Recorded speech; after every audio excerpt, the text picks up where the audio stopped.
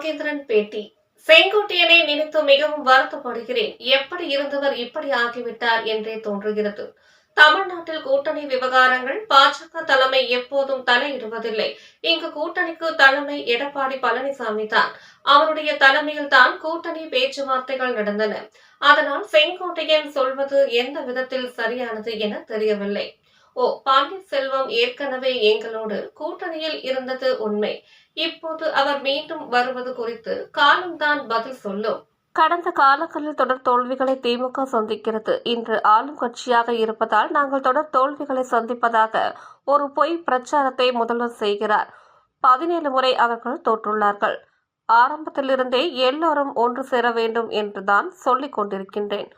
அது எல்லோருக்கும் பன்னீர்செல்வம் தான் பொருந்தும். எங்கள் கூட்டணிக்கு ஒவ்வொருவராக வந்து கொண்டிருக்கிறார்கள். இனிமேலும் வருவார்கள். கட்சியினுடைய தலைவர் தேசிய ஜனநாயக கூட்டணியில் அங்கம் வைத்திருக்கிற மதிப்பிற்கு மரியாதை என்று மனமாற உளமாற இறைவனுடைய சாட்சியாக வாழ்த்துகிறேன். இப்ப தமிழ்நாட்டுல கூட்டணி ஒண்ணு பேச ஆரம்பிச்சாலே டெல்லி உள்ள வந்துருதுன்னு செங்கோட்டையன் சொல்றாரு சார். பலமுறை டெல்லிக்கு வந்தவர் அவரு. நாங்க கூட்டணி பேசிக்கிட்டு இருக்கோம், டெல்லியில இருந்து வந்து ஸ்பாயில் பண்ணிடுறாங்க அப்படின்லாம் அவர் பேசுறாரு. விஜய் அண்ணன் செங்கோட்டையனை எனக்கு 30 வருஷத்துக்கு மேலாக தெரியும். நான் ஏற்கனவே சொல்லியிருக்கிறேன்.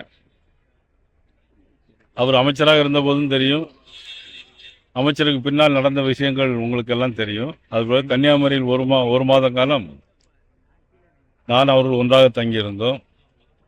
1998ஆம் ஆண்டு திருநெல்வேலியில் நடைபெற்ற வெள்ளி விழா மாநாட்டில் நாங்கள் இருவரும் முக்கிய பங்கு எடுத்துக்கொண்டோம்.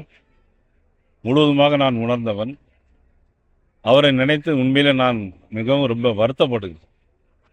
எப்படி இருந்தவர் இப்படி ஆயிட்டார் அப்படிங்கிற மாதிரி தான் என்னுடைய வருத்தத்தை மட்டும்தான் என்னால் சொல்ல முடியும். உங்களுக்கு எல்லாருக்குமே தெரியும், டெல்லி எந்த விஷயத்திலும் இங்கே தலையிடுறதில்லை. இங்கே தமிழ்நாட்டினுடைய தேசிய ஜனநாயக கூட்டணியுடைய தலைவராக அண்ணன் இபிஎஸ் அவர்கள் தான் இருக்கிறார். அவர்கள் வந்தது பேசி முடிச்சுட்டு அங்கே டெல்லிக்கு போயிட்டு வந்தாங்க.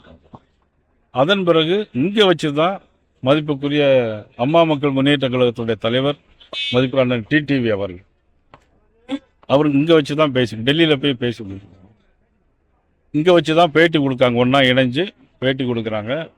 பாரத பிரதமர் நரேந்திர மோடி அவர்களுடைய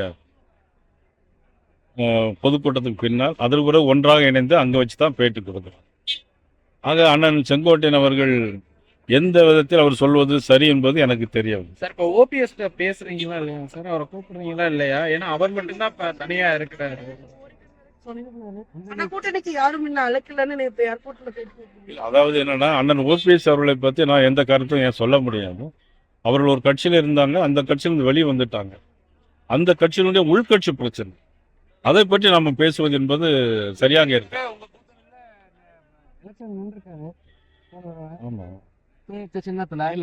அவர்கள் கூட்டணி இருந்தது உண்மை. மதிப்புக்குரிய அண்ணன் டிடிவி தினகரன் அவர்களும் கூட்டணி இருந்தாங்க. அப்புறம் கூட்டணி வெளியே போயிட்டாங்க. அரசியல் கட்சிகளில் கூட்டணி சேருவதும் சேராது இருப்பதும் ஒரு நடைமுறை உங்களை எல்லாருக்குமே தெரியும். இப்போ அதில் பார்த்தீங்கன்னா அண்ணன் ஓபிஎஸ் இருந்த உண்மை தான். இப்போ வர்றது வராது அது இனிமே காலம்தான் பதில் சொல்லும். சார், இப்ப கூட்டணி ஆட்சி சாத்தியம்னு டிடிவி நேற்று சொல்றாரு. நான் என்னோட சார்பில் போட்டிடுறவங்க அமைச்சராகிறது என்னோட ஆசை, ஆனா நான் நிபந்தனை எதுவும் விதிக்கல. அது சாத்தியமா சார் இந்த அதிமுக பாஜக கூட்டணி? அது அவருடைய ஆசைன்னு தானே சொல்லியிருக்கேன். ஆசை, ஆனா நான் போட்டியிட இல்லைன்னா அதை பத்தி நான் எந்த விதமான கருத்து நான் சொல்ல முடியும். வேற நம்பினாரு, அதாவது மீண்டும் தேசிய ஜனநாயக கூட்டணிக்கு நான் போக மாட்டேன்னு செங்கோட்டையன் நம்பினாரு. இன்னும் திமுகவுக்கு போன வைத்திருந்தோ உள்ளிட்டவங்க எல்லாம் நம்புனாங்க. ஆனா அது நடக்கல அப்படின்னு சொல்றாரு. இப்போ நம்பிக்கை எங்க மாறுச்சு? அவங்க எல்லாம் நம்பினாங்க இல்ல, அதை பத்தி நான் ஏன்னா அவருடைய தனிப்பட்ட நம்பிக்கையை நான் கருத்து சொல்றதோ அதை முரண்பாடாக சொல்லவோ அது சரியாக இருக்காது. அது ஒவ்வொருத்தருடைய நம்பிக்கை. அதை பொறுத்து இப்போ நான் உங்களுக்கு என்ன சொல்றேன் அப்படின்னா, நீங்க எல்லாரும் பத்திரிகையில் திருப்பி கேட்டுட்டே இருந்தீங்க, உங்க கட்சியிலிருந்து ஒருத்தரா வெளியே போயிட்டு இருக்காங்களேன்னு கேட்டுட்டே இருந்தீங்க. ஆனா இப்போ ஒவ்வொருத்தரா வந்துகிட்டே இருக்கிறாங்க. நான் ஏற்கனவே தை மாசத்துக்கு பிறகு உங்களுக்கு நல்ல செய்தி வரும் அப்படின்னு சொல்லி, அதனால நீங்க எல்லாரும் வந்துகிட்டே இருக்காங்க. இனிமேலும் வருவாங்க. வரும்போது நான் உங்களுக்கு தெளிவான பதிலை இன்னும் சொல்றேன். தோல்விகளை சந்தித்தவர்களை தான் திரும்பி திரும்பி சேர்த்துக்கிட்டு ஒரு ஒட்டு போட்ட கூட்டணி அப்படின்னு முதல்வர் வந்து தஞ்சையில விமர்சனம் பண்ணாரு. அது அதை எப்படி பாக்குறீங்க அவரோட விமர்சனம்?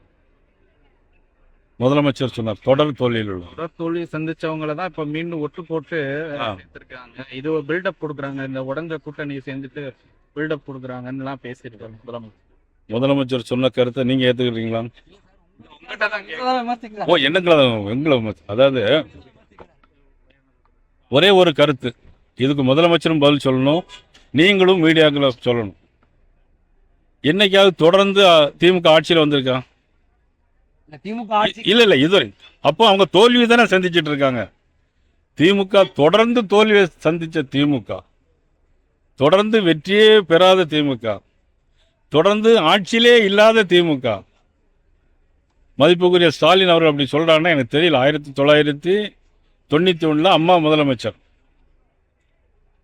அதுக்கு முன்னால 3 முறை புரட்சியாளர் எம்ஜிஆர் முதலமைச்சர், 3 தடவையும் தோத்துருக்காங்க.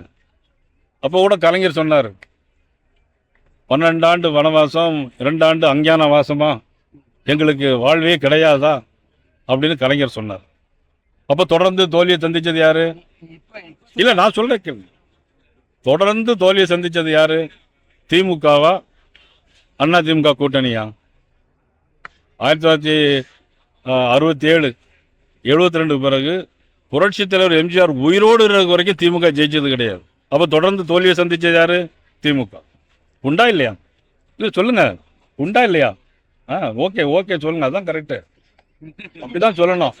இல்லை ஆமா, ஏன் அந்த விமர்சனம் நான் பதில் சொல்றேன், அது சரியா நான் சொல்றது சரியா தப்பா நீங்க சொல்லணும்ல. அது நீங்க ஓகேன்னு சொன்னீங்க, வெரி குட், வரவேற்பு. இல்லைங்க சார். அதன் பிறகு 91 அம்மா, 96 கலைஞர், 2001 அம்மா, 2006 கலைஞர். அப்போ பார்த்தீங்கன்னா மைனாரிட்டி 90 இடங்கள மைனாரிட்டி கவர்மெண்ட் முழுசா வெற்றி பெறல. 2006 முழுசா வெற்றி பெறல மைனாரிட்டி கவர்மெண்ட் திமுக. 2011 அம்மா முதலமைச்சர், 2016 அம்மா முதலமைச்சர். புரட்சி தலைவர் 3 தடவை தொடர்ந்து முதலமைச்சராக வந்திருக்கார். அம்மா 2 தடவை தொடர்ந்து முதலமைச்சராக வந்திருக்கு. அப்போ அதெல்லாம் தோத்தது யாரு? திமுக. இன்னைக்கு ஏதோ ஆளுங்கட்சியில் வந்துட்டதுனால தொடர்ந்து ஜெயிப்போங்கிற ஒரு எண்ணத்தை, ஒரு ஒரு பொய் பிரச்சாரத்தை இன்னைக்கு முதலமைச்சர் சொல்லியிருக்காரு. ஆனால் முதலமைச்சர் சொல்லுது என்ன செய்யுது? சரியில்லை சார். அப்புறம் சட்டமன்ற தேர்தல் 2021, திரும்ப அடுத்த நாடாளுமன்ற தேர்தல், இதெல்லாம் தொடர்ச்சியா ஜெயிச்சிருக்கோம் அப்படிங்கிற மீனிங்ல சொல்றாரு. அடுத்த தொடர்ச்சியா நீங்க உங்க கூட்டணி நான் தொடர்ச்சியா தோத்ததை சொல்றேன், அவரு தொடர்ச்சியா தோத்ததை நான் சொன்னேன். நீங்க அவர் 2 தடவை தான் நீங்க சொல்றீங்க. 2019 2021 நான் எத்தனை தடவை? 17 தடவை அவங்க தோத்துருக்காங்க. அதை நான் சொன்னேன் சார். அதாவது இபிஎஸ் வந்து இடையில உங்களை விட்டு விலகினாலும் ஓபிஎஸ் வந்து தொடர்ந்து உங்களுடைய கூட இருந்தவர். அவரை வந்து பாஜக கண்டுக்கல, இது பண்ணல, அவங்க வச்சுட்டாங்க அப்படின்லாம் அவர் கூட இருக்கிறவங்க சில பேர் பேசுறாங்க சார். கூட இருக்கிற நிறைய பேர் கருத்து சொல்லத்தான் செய்வாங்க. அதாவது அரசியல்ல வந்து தலைவர்கள் எடுக்கக்கூடிய முடிவு தானே தவிர தொண்டர்கள் எடுக்கிற முடிவு அப்படிங்கிறதுல தலைவர்கள் சில முடிவுகள் எடுப்பாங்க, தொண்டர்கள் அவமதிச்சு போவாங்க. நீங்க ஏன் முடிவு எடுக்க முடியாம இருக்கீங்க? நாங்க நல்ல முடிவு தான் எடுத்திருக்கிறோம். ஓபிஎஸ் அழைக்கலையே, அதிகாரப்பூர்வமா வாங்கன்னு தினகரன் சொல்றாரு, அவர் வரணும்னு சொல்றாரு. நீங்கெல்லாம் அந்த கூட்டணிக்கு தலைமையான நீங்களாம் ஏன் அதை சொல்ல மாட்டீங்க? நான் வந்து இன்னைக்கு நேற்று சொல்ல ஆரம்பத்தில் எல்லாரும் ஒன்று சேரணும்னு ஆரம்பத்தில் சொல்லுவேன். எல்லாருக்கும் போது அதில் எல்லாருமே அடங்கிடும்.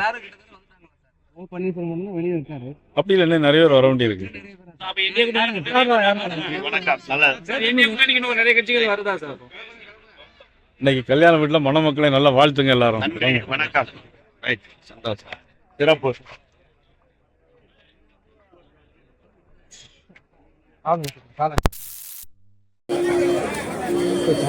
தமிழ்